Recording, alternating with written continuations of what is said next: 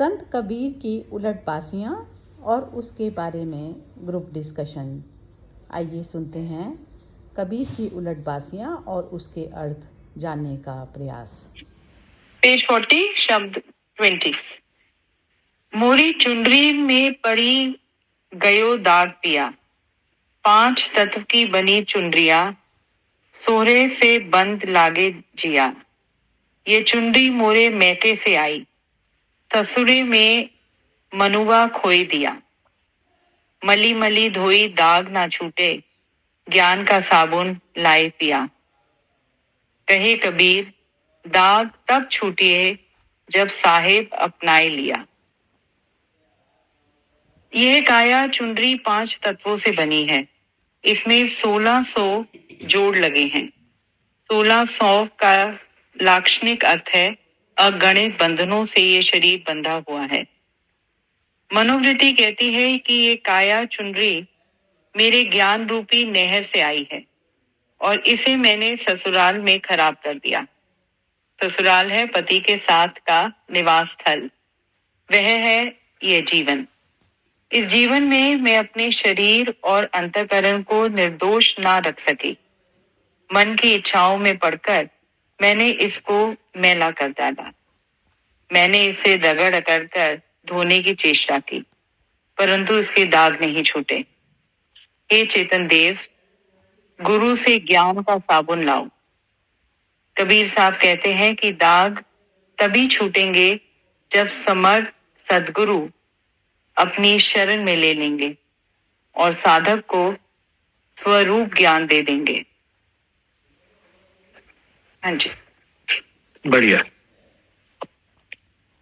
तो मेरे ख्याल से दीपावली सबकी बहुत अच्छी रही होगी और आप लोग कह लें, फिर मैं थोड़ी बाद में हम बोलूंगा। और दीपावली के बारे में मैं छोटा सा भी कह दूं, उसके बाद फिर आप लोग थोड़ी चर्चा करें, फिर आखिरी में मैं संक्षेप करूंगा। तो देखो, इसे मतलब मेरी जो समझ है तो उसे तो मैं कई तरह से दीपावली को और अपने देश के प्रतीकों को समझा जाता है। और हमारा पूरा देश और दुनिया के भी कई हिस्से प्रतीकों में बहुत ज्यादा फंस गए हैं। और प्रतीक जरूरी थे और प्रतीक एक संकेत है, एक याद दिलाने का तरीका है। तो बहुत से प्रतीक गढ़े गए और संतों ने भी बहुत से प्रतीक गढ़े और हमारी पौराणिक व्यवस्थाओं में भी बहुत से प्रतीक गढ़े गए। तो मिट्टी का दिया भी एक इस तरह का प्रतीक ही है। तो सब लोग उसको बहुत अलग अलग तरह से सोचते हैं। कोई एक धार्मिक अनुष्ठान की तरह देखता है, कोई उसकी परंपरा की तरह देखता है, कोई उसे ज्ञान की तरह देखता है, कोई उसे खुशी की तरह देखता है। और अनेक प्रकार से दिया को, दीपावली को हमारे देश में मनाया जाता है। उसके ऐतिहासिक कारण कुछ भी हों और सबके अपने मायने हैं, सबके प्रति हमारा गहरा आदर भाव है।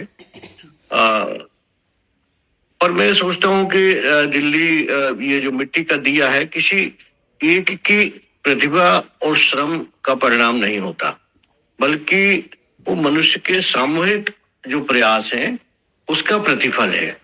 एक दिया बनाने में एक मानवीय श्रम लगता है ना, प्रतिभा लगती है, मतलब एक स्किल लगता है, एक सौंदर्य परक बनाने के लिए, उपयोगी बनाने के लिए एक तरह खास तरह की बुद्धि लगती है। किसी ने मिट्टी खोदी,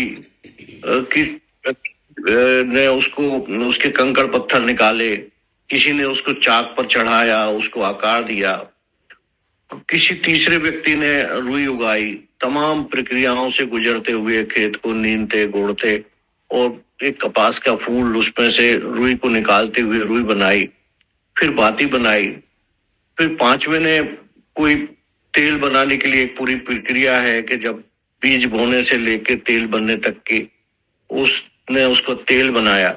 तो ये पूरी जो प्रक्रियाएं हैं, ये प्रकाश को जन्म लेने की एक प्रक्रिया है।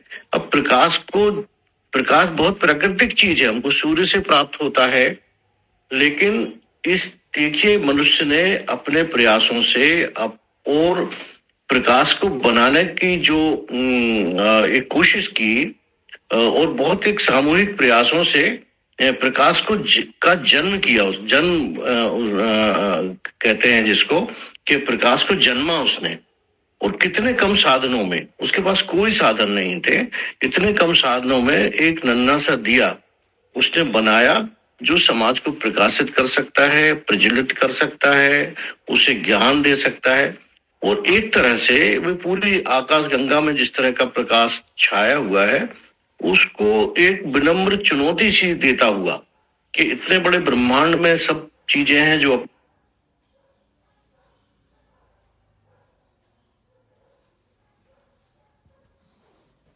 शुद्ध मानवीय योगदान है। तो ये जो सामूहिक प्रयासों से दुनिया बनी, इसके आदर्श स्वरूप कि हम ऐसे एक प्रकाश को निर्मित कर सकते हैं। प्रकाश को निर्मित करना और उन लोगों द्वारा निर्मित करना जो कहीं से भी पढ़े लिखे नहीं थे, कहीं से भी उन्होंने कोई साइंस टेक्नोलॉजी कोई चीज नहीं पढ़ी थी, लेकिन उन लोगों ने एक जो प्रयास किया वो हमें ये संदेश देता है कि हम सामूहिक प्रयासों से, मनुष्य अपने प्रयासों से प्रकाश जैसी चीज जब पैदा कर सकता है तो फिर वो क्या नहीं कर सकता। और ये जो हम लोग सब मिल रहे हैं, बातचीत कर रहे हैं, ये सब इसी तरह का एक सामूहिक प्रयास है जिसके कारण हमारे भीतर हम एक प्रकाश पैदा करने की कोशिश करते हैं और नया कुछ एक दूसरे से सीखते हैं। तो सामूहिक प्रयास की जो शक्ति है वो हमें दीपक की लौ में देखने को मिलती है, जो पूरे दुनिया को प्रकाशवान करता है। और जिसने आग का आविष्कार करके, आग का आविष्कार कहते हैं जिसको हम, एक तरह से आग का जिसने आविष्कार किया और जिसने उस आविष्कार से पूरी दुनिया बदल डाली। यदि आग का आविष्कार नहीं हुआ होता तो शायद आज तक हम यहाँ पर खड़े नहीं होते। कितनों का पेट भरता है उस आग से, कितनी चीजें संसार में पिघलती हैं, कितनी चीजें। तो हम उस प्रकाश के लौ की ताकत एक सामान्य मानवीय प्रक्रिया के तरह से वो लौ बनी। तो उस लौ का हम इस दृष्टि से आदर करते हैं कि ये मानवीय प्रयासों से इतनी अच्छी लौ जैसी चीज जब पैदा हो सकती है तो दुनिया में क्या पैदा नहीं हो सकता। वो हमें संभावना की तरह एक प्रेरित करती है। तो ये मेरा एक छोटा सा सोच था और इस तरह से मैंने सोचा। और आप लोग किस तरह से सोचते हैं, और सामूहिक रूप से जब चीजें कुछ सोच के आती हैं, तो दुनिया का सारा विकास ही सामूहिक सोच से हुआ है। व्यक्तिगत सोच की बजाय सामूहिक सोच, एक वैज्ञानिक को सोचा फिर वो आगे उसको सोचता है, फिर उसके आगे और कुछ सोचता है, इस तरह से चीजें आगे बढ़ती हैं। तो हम लोग इसी प्रक्रिया में हैं। और बस मैं यही कहना चाहता था। तो दीपावली की सबको बहुत बहुत शुभकामनाएं, और सबने अपने अपने तरह से दीपावली को मनाया होगा। लेकिन हमारे भीतर इस प्रकाश का पुंज किस तरह से बन पाया है और कितना हम उसका उपयोग कर पाते हैं अपने जीवन में, ये महत्वपूर्ण है। बजाय उसको एक रिचुअल की तरह देखना, एक परंपरा की देखना, या एक त्योहार की तरह देखना, एक प्रतीक की तरह देखना, या और किसी तरह से देखने के कि उस प्रकाश की लौ से हम कितने प्रकाशवान हो सकते हैं। और इस प्रकाश से हम चाहे ना चाहें, यदि हम प्रकाशित हो जाते हैं तो अपने आप ही अन्य लोग भी प्रकाशित होने लगते हैं, अंधेरा दूर होने लगता है, अंधकार मिट जाता है। तो कोई कोशिश करने की जरूरत नहीं है। यदि हम गए, अंधेरा अपने आप ही भागने लगता है, उसको कोई धक्का मारने की जरूरत नहीं होती है। तो धन्यवाद। मेरा यही सोचना था दीप पर्व के बारे में। और अब अपन इस पद की तरफ चलें और आप लोग चर्चा करें, फिर मैं आखिरी में कुछ कहूंगा। तो सरिता जी, आप चाहे तो क्रम से बोल भी सकती हैं। हाँ जी, ये जो आपने जो बोला ना, ये बहुत सुंदर है। मैं भी जरा इसके बारे में एक लाइन और बोलती हूँ कि ये जो बिल्कुल रोशनी ही मैं हूँ, रोशनी ही मैं हूँ। जब तक इस अवस्था में, जैसे जो सारी जो प्रकृति है, प्रकृति को देखने वाली यदि कॉन्शियसनेस ना होती, तो ये जो कॉन्शियसनेस ना होती देखने वाली, तो कहते हैं दृश्य और दृष्टा दोनों इकट्ठे चलते चले आ रहे हैं जब से सृष्टि ये जो है जन्म हुई है। अब वो एक ओशो ने एक बुक लिखी थी दिया तले अंधेरा। तो उसमें जब तक हम अपने स्वरूप जो ज्योति जो स्वरूप हमारा जो स्वरूप ज्योति स्वरूप है, जब तक उसमें प्रतिष्ठित होकर हम इस दिए को यूज करते हुए, शरीर रूपी दिए को यूज करते हुए, और जब तक इसमें वासनाओं का तेल नहीं चल रहा है, तो हम इस शरीर को ही जो है कर रहे हैं, जो ऑलरेडी अंधेरा ही है। और जब हम ज्योति में प्रतिष्ठित होकर और उस ज्योति को जब हम चलाते हैं, तो फिर वो जो परम ज्योति के साथ में एकाकार, जैसे परम ज्योति क्या है, मैं खुद ही स्वयं परम ज्योति हूँ। तो उस स्वरूप में जब मनुष्य जब करता है ना कर्म, तो वो कर्म कहते हैं, जैसे वो मनुष्य बैठा उठा भी जो है वो ज्योति स्वरूप है। जैसे एक अंधेरे कमरे में जो एक मनुष्य 4 लोगों का वासनाओं से जो है संचालित जीवन जो चल रहा है, यदि एक मनुष्य उसमें कर दिया जाए तो वो दिए जैसा जो है रोशनी उसकी होती है। तो वो रोशनी की जब तक हम स्वयं नहीं प्रतिष्ठित होते उसमें, तो तब तक जो है हम जो है दिए को ही जो है, जो ऑलरेडी डेड ही चीज है, उस तरीके से उसको ज्योति को मिसयूज कर रहे हैं। अब यूज करना वही होता है ना कि जैसे एक ज्योति से एक मनुष्य एटम बॉम्ब भी बनाता है और एक मनुष्य प्रकाशित करता है सारे संसार को उसी रोशनी से। अब वो होता है सारा कॉन्शियसनेस का खेल। अब जब तक कॉन्शियसनेस हमारी इस बॉडी से रिलेटेड होकर जब तक जीती है, तो वो चलता है एटम बम वाला हिसाब। और जब तक कॉन्शियसनेस जो है उस ज्योति में स्वरूप में स्थापित होकर जब करती है, तो इसी स्वरूप के बारे में ये भगवान कह रही हूँ मैं, ये कबीर साहिब जी जो बोल रहे हैं वो इसी उसमें बोल रहे हैं। वो कह रहे हैं ये जो शरीर जो पति देव, मतलब जो हम जो इस सृष्टि में उतरे ना, तो इसमें भी जैसे हम कह दिया परमात्मा और मेरे में अब फर्क आ गया कि उतरे परमात्मा ही उतरा, लेकिन वो भूल गया अपने आप को भूल गया। तो वो स्थिति हमारी सबकी हो गई कि हम जो ससुराल में, मतलब ये जो संसार है ये ससुराल रूपी है, तो इसमें हम आ गए और इसमें हम भूल गए कि हमारा जो है घर कौन सा था। तो बस जिसको वो घर की याद आ गई और जिसके कर्म घर की तरफ पर जाने की तरफ पर बढ़ने लग गए, तो वो मनुष्य कुछ कर पाता है। यहाँ पर सृष्टि में जो उसके कर्म होते हैं वो कर्म करता है, वो बेहोशी में नहीं जीता। और बाकी जो दूसरे जो सारे मनुष्य हैं वो कर्म करते नहीं हैं। वो क्योंकि सोया हुआ मनुष्य का कर्म नहीं माना जाता, सिर्फ बुद्धों का ही कर्म माना जाता है।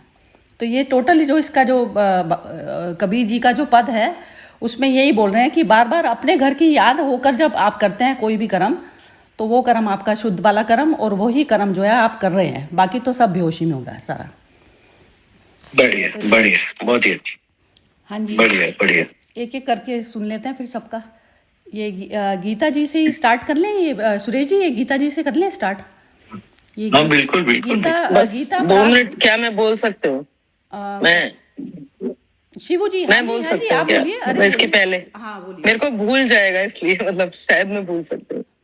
तो मेरे को बहुत सुंदर लगा आप दोनों का, एक तो बहुत बढ़िया व्याख्या किया आप दोनों ने, और दोनों में जो मुझे समझ बन रही है, आप सरिता जी एक आध्यात्मिक दृष्टिकोण से बात कर रहे हैं और भौतिकवादी दृष्टिकोण से बात भी करी जा रही है। तो दोनों बातें बिल्कुल सही बोली गई। जो मैं समझ पाए हूँ इस सारे पद में, सारे छंद में, वो कहीं ना कहीं मतलब अंतःकरण और उसकी बात करी गई है, शरीर की बात। शरीर और अंतःकरण है हम, जो आप कह रही हैं आत्मा की बात कह रहे हैं कहीं, और शरीर के चीजों की बात अगर हम देखें, भौतिकवादी दृष्टिकोण से देखें, तो वो कपास बनने की पूरी प्रक्रिया की बात कही गई। उन दोनों को अलग अलग भी किया जा सकता है और है एक ही। जो आपने कहा बिल्कुल मेरा भी दृष्टिकोण वही है, कहीं ना कहीं प्रकाश तो स्वतः है, उस तक हमने अंधेरा इतना ला दिया है कि वो हम अंधेरे में जी रहे हैं और हम उस प्रकाश को देख ही नहीं पा रहे। प्रकाश कहीं भी नहीं, प्रकाश तो था ही अंतःकरण में, कहीं ना कहीं मन बुद्धि चित्त अहंकार के जो वश हो गए हैं। ये 5 तत्व, आकाश पृथ्वी से जो शरीर बना है, एक तरह से भौतिक जगत की चीज है। और अगर हम अंतःकरण की बात करें तो वही 5 तत्वों ने तो इस पूरे अंतःकरण को आगे बढ़ाया है। मतलब सॉरी, बहुत टेक्निकल भाषा हो रही होगी आप लोगों के लिए, पर ऐसा मेरा समझ बन पाया। और हमारी जो मनोवृत्तियां हैं, हमारे जितने भी विकार हैं, वो कहीं ना कहीं उसमें हावी हो गए, उस शरीर पर। जबकि जीव की यात्रा कहीं आगे ले जाने की यात्रा है। हमको जीव जन्म इसलिए मिला है कि हम उस परमपिता परमात्मा के ही रूप होते हुए उस परमात्मा में ही मिल सके, पहचान सके। ऐसा ऐसा मेरा मानना है। और ये पूरा पद कहीं ना कहीं 5 तत्वों के इर्द गिर्द, और कैसे अपने दाग छूट सकते हैं, कैसे अपने चीजों पे हम कैसे मन को कंट्रोल करके ज्ञान का जो आप प्रकाश कह रहे हो बार बार, उसको लगा के कैसे आगे बढ़ सकते हैं, अपने विकारों पे और कितना कंट्रोल कर सकते हैं। मतलब अगर मैं की यात्रा देखें, अंदर की यात्रा देखें, तो उसके बारे में उस पे कहीं जाता है जो आप चैतन्यता की बात कर रहे हैं। Thank you. बढ़िया बढ़िया, ये भी बहुत अच्छा, बहुत अच्छा जी। नीलम जी ने अनम्यूट किया है, शायद ये बोलेंगी। हाँ जी, अनम्यूट किया है। नीलम जी, आप बोलना चाह रही हैं? नहीं। हेलो। हाँ जी, बोलिए। कृष्णा, गलती से लग गया, अभी मैं सुनती हूँ फिर बोलूंगी लास्ट। ठीक है, तो ये गीता जी आप बोलिए। नहीं, गीता जी का, अच्छा हाँ गीता जी अनम्यूट करिए।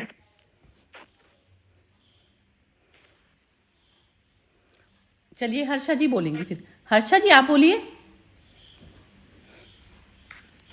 हाँ, मुझे तो बहुत अच्छा लगा। एक तो जैसे बोलते हैं ना कि हम लोग अपने जब हम लोग आए थे तो हम लोग वहां से ही आए थे, परम तत्व से ही आए थे, पर यहाँ पृथ्वी में जब अवतरण लेते हैं तो भूल जाते हैं, तो वापिस वो बेहोशी से वापिस एवोल्यूशन शुरू होता है। पर ये जो बोलते हैं ना शंकराचार्य, पुनरति जननम पुनरति मरणम, ये कब तक चलेगा? तो उसके लिए अभी एक अंत करने का हम लोग कोशिश कर रहे हैं कि भाई अभी जब भी अवतरे तो उसके कार्य काले अवतरण भले हुए, बिकॉज यदि हम लोग का कुछ भी सूक्ष्म में कर्म कांड बाकी है, पर ऐसा चले हमने जीवन होए कि हम भगवान के सार के साथ चले। ये जन्म में बहुत मिस्टेक्स किए, बहुत अज्ञानता में जिए, अब नहीं। अब जो अज्ञानता है उसको सबको हमको आस्ते आस्ते सुलझ कर आगे बढ़ना है। तो ये कबीर की जो दुआ है, ये तो पूरा एक जैसे बोलते हैं ना कि हम लोग अपने भूल भलैया के उसमें नगरी में चले जाते हैं, पर ऐसा जरूरी नहीं है, हम लोग के हाथ में है। नाउ वी कैन चूज कि जब भी हम लोग अवतरेंगे ये पृथ्वी पर, तो हम ईश्वरीय अर्थ के लिए अवतरे, उसके कार्य के लिए अवतरे। ईश्वर मने जो परम तत्व है वो, तो उस तरफ से वो उस मार्ग में हम चलते जाए आगे और आगे। हाँ। और ये जो सत्संग है ना, ये तो एक जैसे इन्होंने कहा ना सुरेश जी ने कि दीप जो है, तो एक भजन बहुत अच्छा है, उसमें लिखते हैं एक दीप दूसरा जलाए अंधियारा कट जाए। तो ये जो हम लोग कोशिश करें एक दूसरे का अंधकार को दूर करने का दे, तो मुझे तो ये प्रयास बहुत ही सुंदर लगता है, और मैं तो भगवान के बहुत आभारी हूँ कि मुझे इसमें मौका मिला कि मैं कुछ सीख सकूं आप लोग सबसे। Very grateful. बहुत ही सुंदर कमेंट है आपकी, जबरदस्त। हाँ जी, ये कौन बोलेगा? कबीर भजन करके है किसी का लिखा हुआ, नाम में कबीर भजन लिखा है। ये किसका है ये नंबर? जो भी बोलना चाहें, कमेंट देना चाहें, अनम्यूट करके बोलना पड़ेगा। जी आप सभी को जी आप सभी को नमस्कार। हाँ जी। प्रणाम। मैं मतलब 5 मिनट हुए हैं जुड़ा हूँ, और पिछले शनिवार भी जुड़ा था, और शुरुआत में पटेल साहब ने कहा था कि पुरुषोत्तम जी घूंघट के पट खोल तो है पीयू मिलेंगे, बोला भजन आप गुनगुना दीजिए, तो दो लाइन हमने 2 अंतरे आपके बीच में रखे भी थे। तो ये एक बहुत अच्छी मतलब पहल है एक तरीके से। तो अभी मैं तो शुरुआती दौर में ही हूँ सीखने के, बहुत ज्यादा मतलब वक्तव्य या इंटरप्रिटेशन इतने अच्छे से कर नहीं सकता हूँ, तो बहुत अच्छा है एक तरह से, और सीखने को मिल रहा है हमारे लिए, नया संज्ञान है, तो अच्छी बात है। और अभी कुछ बीच में ऐसा आएगा तो फिर रखेंगे। जी शुक्रिया। हाँ जी, ठीक है जी। बढ़िया। हाँ, मोना जी बोलो। हाँ जी, ये इसमें वो कबीर जी ने वही मतलब संसार का ही लेके बोला है। ये जो बोला है मतलब पति का ससुराल, ये सारी बातें, इंद्रियां हमारी, जब इंसान मतलब पैदा होता है उसके बाद वो मतलब संसार में इतना रच मच जाता है, वही इसमें उन्होंने यही बताया है। मतलब उसे ये ध्यान ही नहीं रहता कि ये मैं यहाँ टेम्परेरी आया हूँ, मुझे वापस जाना है, ये मेरी यात्रा थोड़े टाइम की है। वो इंसान यहीं पे ही खो जाता है अपने मतलब संसार में, रिश्ते नातों में। यही मतलब ध्यान रख मतलब होना चाहिए, होश होना चाहिए इस चीज का, बेहोशी से नहीं मतलब रहना चाहिए। बस बोल दिया। हाँ, होश ही एकमात्र, हाँ, हाँ, होश ही होश ही एकमात्र इसके एकमात्र बाद। औषधि है, बस यही है। बिल्कुल। हाँ जी, हाँ जी। नीलम जी आप बोलना चाहेंगी? अब आपकी बारी है हाँ अब तो। जी, एक दो लाइन बोलती हूँ कि जीवात्मा और परमात्मा दो वो है, ये है, क्या बोलेंगे, दो वो है, समझ नहीं आ रहा, वर्ड नहीं याद आ रहा मुझे। दो वो है, क्या बोलेंगे, कोई वर्ड बोलिए जी। एक जीवात्मा है और एक दो परमात्मा आइडेंटिटी कह दीजिए, दो आइडेंटिटी की बात कर रही हैं आप, है ना? है। हाँ, दो आइडेंटिटी है, इनका मिलन होना है और हम इसी रास्ते पे सब लोग चल रहे हैं। कुछ ज्ञान पुस्तकों से मिल रहा है, कुछ एक दूसरे से मिल रहा है, कुछ अपने मन के अंदर अध्ययन आत्मा में भ्रमण करने से मिलता है। तो जब, और इसमें अंत में ये बोला है कि जब गुरु हमको अपना लेता है तभी जीवात्मा और परमात्मा का मिलन होता है। गुरु की मर्जी के बिना नहीं होता, परमात्मा ही हमें अपनाता है।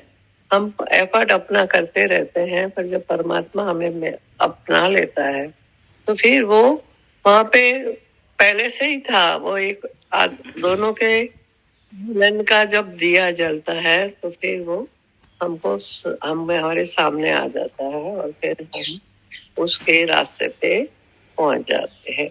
यही समझ आया। मैं इस पे नीलम जी आपकी बात से थोड़ा सा एग्री कम करती हूँ। इस पे एग्री इसलिए करनी करती कि जैसे एक बच्चा अपनी माँ की गोद से निकला और वो कह रहा है मैं तो जो है अभी खेल खिलौने में ही मस्त रहूंगा और मैं उसमें करूंगा नहीं, तो उसका भी मन भरा नहीं उससे। तो जिस समय हमारा मन खेल खिलौनों से भर जाता है तो उसी समय उसकी गोदी से हम उतरे नहीं। ऐसा है कि वो तो पहले से हम वहीं बैठे हैं, लेकिन हमने संसार जगत को अपना लिया। अब उसमें हमारा मन जो है उसी में ही लगे जा रहा है, उसी में बार बार रीबर्थ होते चले जा रहे हैं। तो वो जिस दिन हमारी मर्जी होगी तो उसी समय ही मिला हुआ है, वो उसकी मर्जी से नहीं चल रहा है। ये कार्यक्रम मेरी मर्जी से चल रहा है क्योंकि मैं इस कार्यक्रम को चलाना चाह रही हूँ। चाह मेरी चल रही है ना, तो चाह में जब आपकी चाह सिर्फ एक मदर के लिए हो जाती है ना कि मदर ही चाहिए, खेल खिलौनों से जी हम एफर्ट कर रहे हैं, पर एफर्ट पूरा तब होगा जब गुरु हमको अपना लेगा। गुरु भगवान की तरह ही समझिए। हाँ जी, जब वो हमको अपना लेगा तो दिया जो है ना वो अपने आप ही वहां पे रोशन हो जाएगा, मन का दिया। और फिर हम उसकी अगर देखना चाहें तो क्या ये स्थूल और सूक्ष्म शरीर की बातचीत का पूरा ताना बाना दिखाई देता है ऐसे लगभग। चलिए अभी एक बार बिम्मी जी से और पूछते हैं। बिम्मी जी आप बताइए। हाँ जी, एक तो जो सुरेश जी ने शुरू में पूरा दीपक का बनने का और फिर उजाले का वो जो पूरा बताया वो बहुत सुंदर था। और हमारा जीवन भी वही, जैसे ना दीपक मिट्टी से निकला हुआ, इतने लोगों के साथ आने से उसका क्रिएशन आया, क्रिएट हुआ और फिर लोगों के जीवन को अलौकिक किया और फिर उसके बाद में मिट्टी में ही मिल गया। तो इसमें वही प्रकृति में भी, और ये हमारे लिए भी एक तरह की वो सीख ही है कि इस पूरे जीवन में जब हम हमारे जहां से हम आए, मतलब वही 5 तत्वों का शरीर मिट्टी से ही आए, जीवन की जो हमारी वो पूरी यात्रा है यहाँ पर, वो ये होनी चाहिए कि हम जिसके भी टच में आए, जो भी है उसके मतलब कहीं ना कहीं हम उससे कुछ सीखें और अपने आप को और दूसरे को भी, जैसे कहते हैं आप उनको शीतल करे और उनको क्या दूसरा उल्टा बोलती शायद, आपको शीतल होए, तो वो दोनों का है। तो वहीं पर वो शेयरिंग का और वो कम्युनिटी का और वो है, और उसके बाद हमने वो मिट्टी में ही मिल जाना है। तो वो जीवन दीपक की यात्रा जो है वो उसी तरह से हमारी अपनी जीवन की यात्रा होनी चाहिए, जो भी हमारा यहाँ पर समय है। और ये जो कबीर साहब ने इसमें कहा, इससे ना मुझे वो एक शायद वो रॉक स्टार मूवी का ही गाना था, उसमें था कि ओ नादान परिंदे घर आ जा। तो उसका मैं नेट में ही वो पढ़ रही थी, उसमें बहुत ही वही सुंदर, काटे चाहे जितना परों से हवाओं को, खुद से ना बच पाएगा तू। तोड़ आसमानों को, फूंक दे जहानों को, खुद को छुपा ना पाएगा तू। कोई भी तू ले रास्ता, तू में बसता, तू है तू में बसता, अपने ही घर आएगा तू, ओ नादान परिंदे घर आ जा। तो वही घर वापसी की वही कि जो हमारा अपना ओरिजिनल जो सेल्फ है, जिससे क्रिएट हुए हैं, मतलब कोई चुंडी में दाग नहीं, कोई प्योर। और जब हम इस जीवन में कितनी परतें हम चढ़ाते रहते हैं अपने ऊपर, तो वही बाहर से अंदर की यात्रा, वही अंतःकरण को की यात्रा, वो सारा मुझे वो रॉकस्टार का वो गाना याद आ गया था। बहुत बढ़िया, बहुत बढ़िया। दिवाली पर हम लोग लाइट्स चलाते हैं ना, तो वो जैसे ये जो मिट्टी का जो शरीर है, मिट्टी में जाना है, तो लाइट का भी वैल्यू तब तक है ना, तो ज्योति की वैल्यू है। यदि उसमें लाइट्स में ज्योति खत्म हो जाए तो हम उसको लाइट को फेंक देते हैं। तो आप ये देख रहा है कि ये जो मटेरियल है, मटेरियल में जब तक ये लाइट चली हुई है, मैं स्वयं लाइट जब तक चल रही है, उस मटेरियल से मैं क्या क्या कर रही हूँ, ज्योति जला रही हूँ या फिर वो कर रही हूँ। तो बस वही है, हम वैल्यू देते हैं उसको, दिए को, और जो ज्योति की जो वैल्यू है उस चीज़ को हम यूटिलाइज नहीं कर पाते थोड़े से जीवन में। यही चीज़ है। हाँ जी सुरेश जी, अब आपकी कमेंट। नहीं, एक मिनट दीपा से और पूछ लेते हैं जरा। दीपा बोलिए। हाँ जी। वो मैंने सुन नहीं पाई थी बिगनिंग का, पर हाँ जी सुन नहीं पाई थी मैं बिगनिंग का ना। तो कोई कमेंट नहीं है आपकी? अच्छा नहीं, अगर दिवाली पे मैं बोलती हूँ कि हाँ, जैसे कि लाइट आपने जैसे बोला वही चीज है कि अपने अंदर की लाइट जलाना चाहिए इंसान को।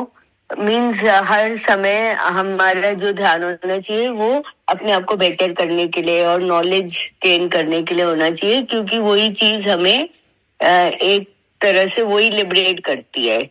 मतलब और भी चीजें हो सकती हैं जो लिबरेट करती है, पर एक नॉलेज एक बहुत ही एक बड़ा टूल है जो लिबरेशन के लिए यूज हो सकता है मेडिटेशन के साथ। बहुत ही सुंदर। बस इतना ही। एक बार दोबारा आ जाइए सब ना, ये बीच में वो सुरेश जी की कमेंट बीच में रह जाएगी। हाँ जी नीलम जी, एक बार दोबारा आ जाइए, टाइम इसका खत्म होने वाला है, तो आप दोबारा ज्वाइन कीजिए।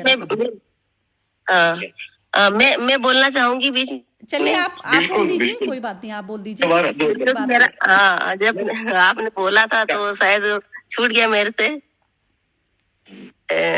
तो जो मेरा विचार है मैं आपके बीच में रखूंगी।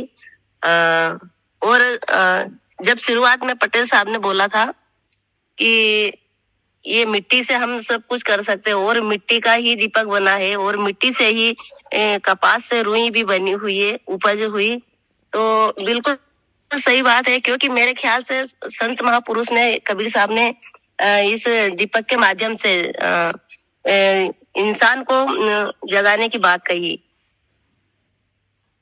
ऐसे ही हमारा शरीर जो बना है, ये इसको दीपक हम कह सकते हैं। और इस दीपक की ज्योति जब तक हम अंदर से नहीं जगाएंगे, ज्ञान से नहीं प्रज्वलित करेंगे, तब तक हमारा शरीर भी अधूरा है।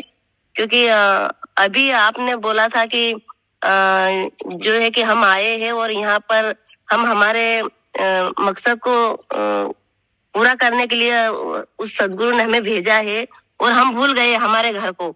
तो वही उस घर में हम आके उस परमात्मा को याद करें और फिर से हम हमारे घर पे उस सदगुरु के पास हम जब जाएं, तब उस चीज को हम याद रखें और उस ज्ञान रूपी दीपक को जला कर ही जाए, तो हमारा जीवन का मेन मकसद ही ये है।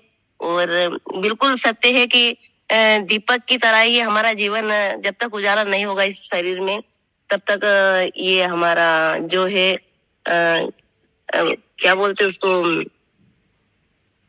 जीवन हमारा बिल्कुल अधूरा है। और इस दीपक को जलाना जरूरी है।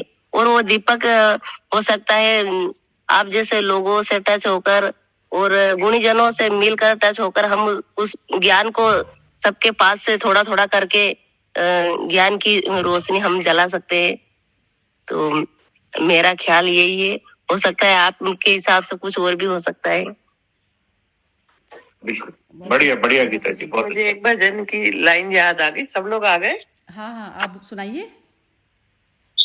हाँ जी, मुझे 2 भजन की 2 लाइनें याद आ गई कि जिसको लगन हो आपसे, उद्धार होवे पाप से, मुझसे अधम विमूढ़ को दाता तूने अपना लिया, तेरी शरण में जो आ गया पाप से उसे छुड़ा दिया। तो हम अपना एफर्ट करते रहते हैं, कर्म करते हैं, ध्यान करते हैं, पूजा करते हैं, जो जिस तरह से भी जो करता है हम एफर्ट करते रहते हैं। और जब तक दैवी कृपा नहीं होती, मुझे ये लगता है कि अब हम ऊपर उसकी शरण में नहीं जा सकते। मेरा ये विचार। जय श्री कृष्ण। हाँ जी, ये तो अभी आए नहीं, ये तो सुरेश जी। तो और बाकी किसी को कुछ कहना है तो कह दीजिए एक एक करके। हाँ सुरेश जी। हाँ नहीं, हाँ जैसे हम किसी की, जब हम करते हैं ना कि कोई भी, जब हम कार्यक्रम की शुरुआत करते हैं तो दीप प्रज्वलित करके ही करते हैं। तो उसमें भी वही है कि जब हम ज्योति की वहां पर दीप प्रज्वलन करने का, वो भी सिंबॉलिक है कि ignorance to knowledge, from darkness to light. और उसमें भी सभी मिलके, मतलब जैसे जब वो है कि एक जलती हुई कैंडल से जो आप और ज्योतियों को आप लाइट अप कर रहे हो।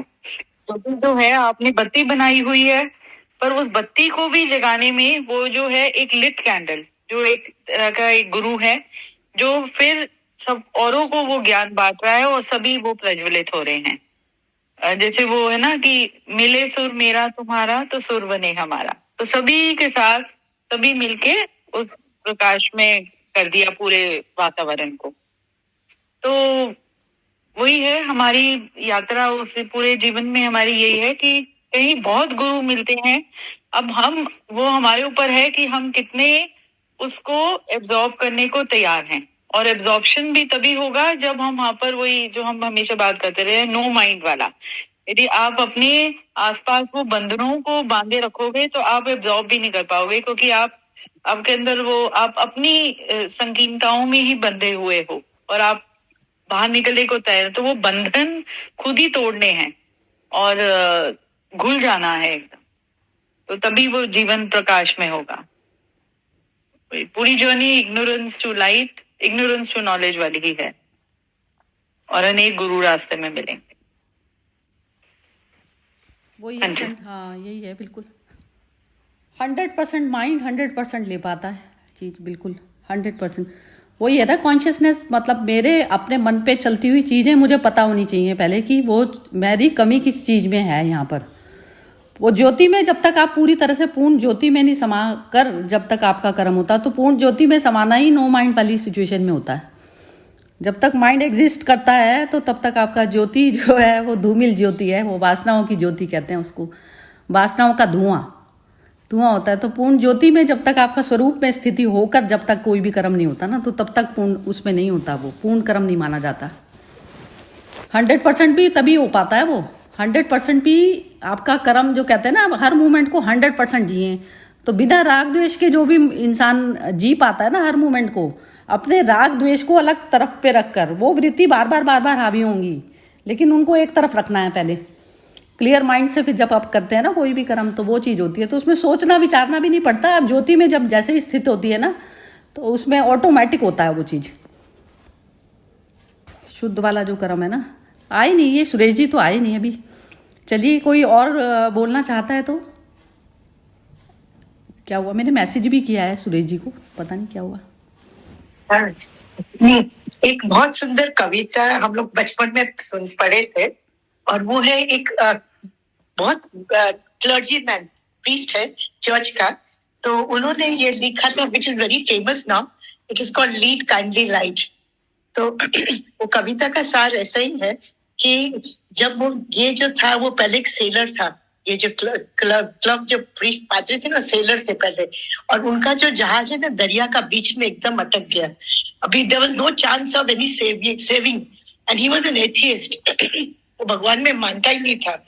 पर जब मौत के सामने उसका मैंने सामने खड़ी थी मौत, तो उसने ये कविता कंपोज की थी। और इतना अच्छा सुंदर कविता, उसका सार यही है कि जब मैं छोटा था मैं आप में मानता नहीं था, मैं बहुत ईगो में भरा हुआ था, पर अब मुझे ख्याल आता है कि बचाने वाला एक तू ही है भगवान, जो मुझे इस गति से बाहर निकाल जाएगा। तो ये प्रेयर, ये पोएम जो है, ये प्रेयर है, ये बहुत सुंदर प्रेयर है। It's called lead kindly light. तो बहुत सुंदर प्रेयर है। तो ये जो हम लोग ज्योति के जो बात करते हैं ना, यही है ना कि हम लोग का अपना जीवन का ज्योत कौन जलाता है। जीवन का ज्योत ये अपनी अभिप्सा है, अपनी कोशिश है, अपने पुरुषार्थ है।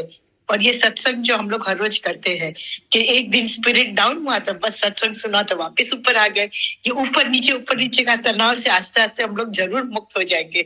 और एक समय जैसे आप बोलते हैं ना कि न दाग न द्वेष, एकदम समता में हमारी जिंदगी आस्ते आस्ते इस प्रयास में तो जा ही रही है, पर टेक्स टाइम। बट पापा पगली बोलते हैं ना, हम लोग एक एक स्टेप लेकर आगे जाते हैं, और जो भी स्टेप बढ़ते हैं वो निश्चय बुद्धि से बढ़ते हैं। तो उसमें फिर वापस पीछे गिरने का तो सवाल आएगा ही नहीं, पर थोड़ा आगे बढ़ने का और उत्साह बढ़ जाती है। तो मुझे यही शेयर करना था। Thank you. बिल्कुल, बहुत ही सुंदर है ये पूर्ण, जो बस वही है पूर्ण ज्योति में। जैसे हमारा जीवन रहते हुए में हम पूर्ण ज्योति में समाहित होकर जब करते हैं ना, तो वो मृत्यु का डर ही खत्म हो जाता है। मृत्यु का डर ना, क्योंकि मैं जो है मेरा मन एग्जिस्ट करता है, वो बार बार तरह तरह के दिए ढूंढता है करने के लिए। तो जब तक मन की यात्रा चल रही है ना, तो ये आपका शरीर बनने की यात्रा चलती चली जाएगी, जब तक आपका पूर्ण ज्योति में मतलब वो नहीं होता। क्योंकि और ज्योति का कोई नाश नहीं है, ज्योति से सारा संसार बना ये, तो यही चीज है। हाँ जी, शिवू जी आप बोलना चाह रही हैं कुछ? हाँ, जड़ और चेतन, मतलब मैं ये सोच रहा हूँ स्थूल और सूक्ष्म, जड़ चेतन सब एक जैसा ही समझ में आ रहा है कि हम एक तरफ एक चीजें रख लें और दूसरी तरफ बाकी चीजें, अंधेरा प्रकाश। तो अपोजिट देखेंगे तो वो देखते देखते समझ में आने लगता है कि हमको किधर होना है, हमको किस लिए हमने जन्म लिया है।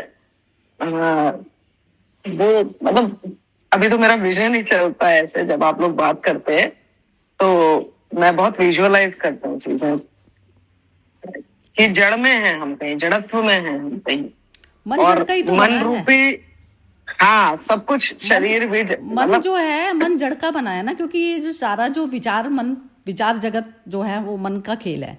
तो वो मन विचार भी जो किसके आते हैं, हमें स्थूल चीजों के ही तो विचार आते हैं। बिल्कुल, विचार जगत को पहले उन्हीं स्थूल चीजों के विचारों को के ऊपर हमको कहीं ना कहीं नियंत्रण करके, या जैसे भी है हमारे को अपने आत्म स्वरूप अंतःकरण, जितनी भी चीजें हम बात कर रहे हैं उसमें स्थित होने की प्रक्रिया को अगर करते जाते हैं, तो जो आप कह रहे हैं स्वयं पे हम जितनी कृपा करते जाएंगे, बहुत जल्द हम फिर उस लक्ष्य को या हम अपने आप को प्राप्त करेंगे। बिल्कुल, बहुत ही सुंदर। अच्छा, उनका सुरेश जी का तो मैसेज आ गया, वो कह रहे हैं मैं कनेक्ट नहीं हो पा रहा हूँ, तो आप कर दीजिए इसको खत्म। चलिए ठीक है, फिर और किसी को कुछ कहना है तो कोई कमेंट, लास्ट कमेंट? जी, आप लोगों के कारण बहुत सारा सीखने को मिल रहा है और मुझे खुद में बहुत सारी चीजें एक्चुअली ये शिवू जी, जैसे जब तक हमारा ज्योति स्वरूप में हमारा खुद की स्थिति नहीं हो जाती ना, तो तब तक हमारे जो अंदर मन के जो डर है ना, वो बने ही रहेंगे। हम जिसको जन्म मृत्यु मान रहे हैं वो जन्म मृत्यु नहीं है, हम जन्म से परे वाली स्टेज है ना। तो मृत्यु किसकी होगी? जिसका जन्म ही नहीं हुआ तो उसकी मृत्यु कैसे होगी? तो शरीर को जाना आने को हम समझ रहे हैं कि अंतःकरण की तो हो ही गई, फॉर्म चेंज होती है, वो खाली फॉर्म चेंज होती है। फॉर्म चेंज होने में हम परेशान होते हैं, तो वो अटैचमेंट का ही चक्कर है ना, सारा टोटल अटैचमेंट का है, लेना देना। चलिए, और किसी को कुछ कहना है? नहीं तो खत्म करते हैं, आज का सेशन तो लंबा ही हो गया। हाँ जी, नहीं बोलना किसी को? चलिए ठीक है, फिर जय श्री कृष्णा। आभार। हाँ जी, जय श्री कृष्ण। जय श्री कृष्ण।